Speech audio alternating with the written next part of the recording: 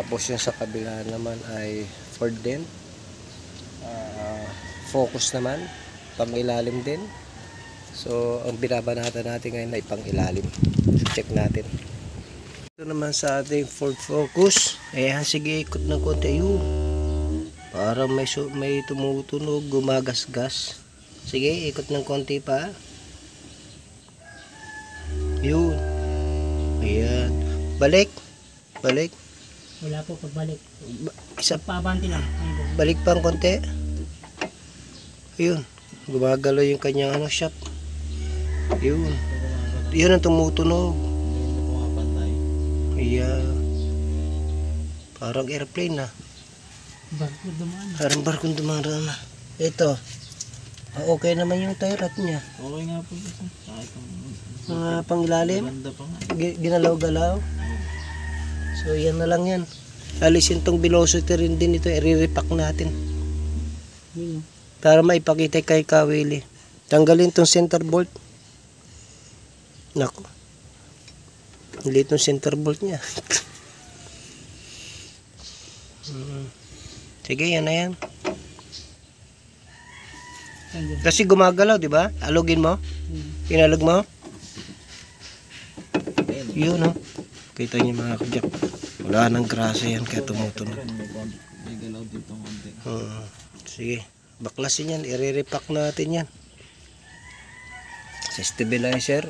Oops. Ano to? Ilalim naman. Babanatin natin mga kajak. No? Sa Ford Focus. Ito naman ang gagawin natin. No? Ayun. Kita niyo yung tunog mga kajak. Ayan. Ayan. Kunin natin yung kanyang shaft.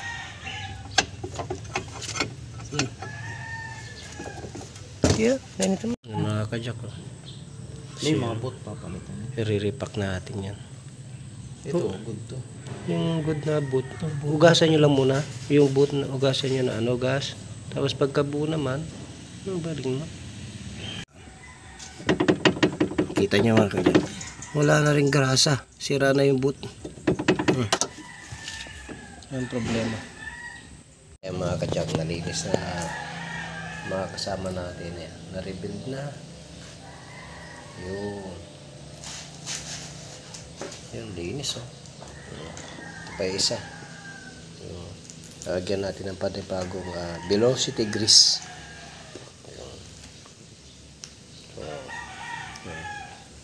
Yun. Ano natin yan?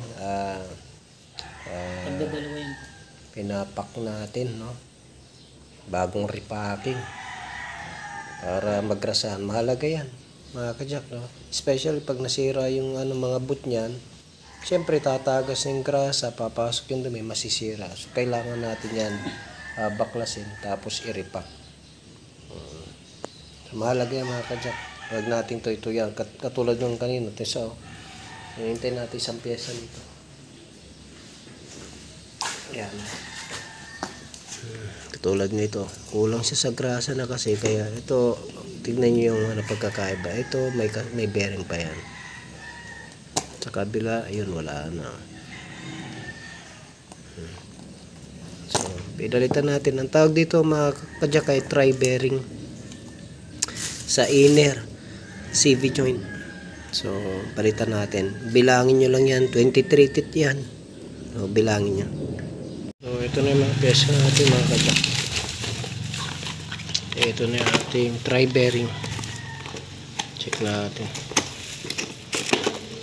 Tsaka bago isalpak, bibilangin pa yung teeth nyan kung parehas na parehas. Yun. Ito pa ba yan bro? Baka yung sa kabila yan? Hindi, yung maliit na tumabo. Ayun. Kaya 3 ikot to. Yan, 2 ikot lang. so makita niyo mga kajak ko. May lock. Yan. So ganyan naman talaga ang laro niyan. Pwede. Dapat na pares. Lagi, importante dyan may grasa. Yan. Bilangin mo kit. Bilangin mo kung tama. So, mga kayak, ito ang the best na ginagamit natin. na pang tali talaga sa mga velocity, sa mga boot, kasi napakatibay nito, no? Magandang klase yan pagka yan ang ginamit natin na pangtali. Hindi lang yung taling ano, yung ginagamit na natin na normal na taling strap. Mas maganda yung strap na yan. So ganito ang paggamit niya mga ka-jack. Ayun. Ha? Yan. Lagay muna natin dyan. Tapos silipin yung ilalim. Ayan, kung nakapasok. Ayan, para mamaya pag pinutol. Ayan. Yun, pumasok. Tapos tulak. Pasok naman doon sa kabila. Para hihilain niya. Yun. Set up natin na maayos para saktong eksakto.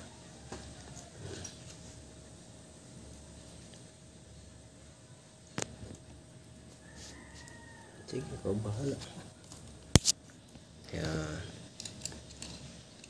Yun, kita niyo mga ka-jack ko. Yun, talagang kapit na kapit yan.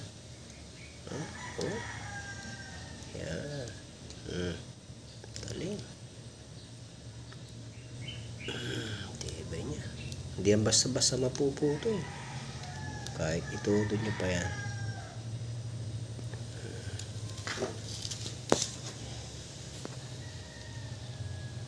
Balik ng konti. Yan. Yun. Stopi. Stopi. Yun. Yan. Paluin ng flash. Lubog mo muna dito. Ito. Ilubog mo lang. Yan. Yun. Tupin ito. Yun. Palo pa. Yun. Ayos. Tsaka natin kakatingin. Yun. Ayos. Ganun lang mga ka-jack, no? Ang tibay. So, ayan mga ka-jack ko. Ayan, nire-repack na natin, no? Tiga shell yan. Sa sideline lang dito. Ano yan. Shoutout sa Shell, no? Iniwalan niya yung Shell.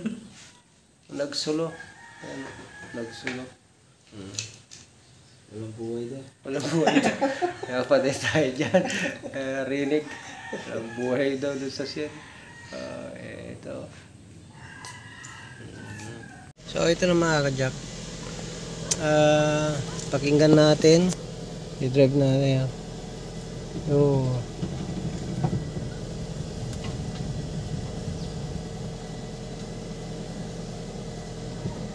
dati may tumutunog yan eh. Ayan. Ayan. Ngayon wala na. Ayan, wala nang tumutunog mga ka-jack.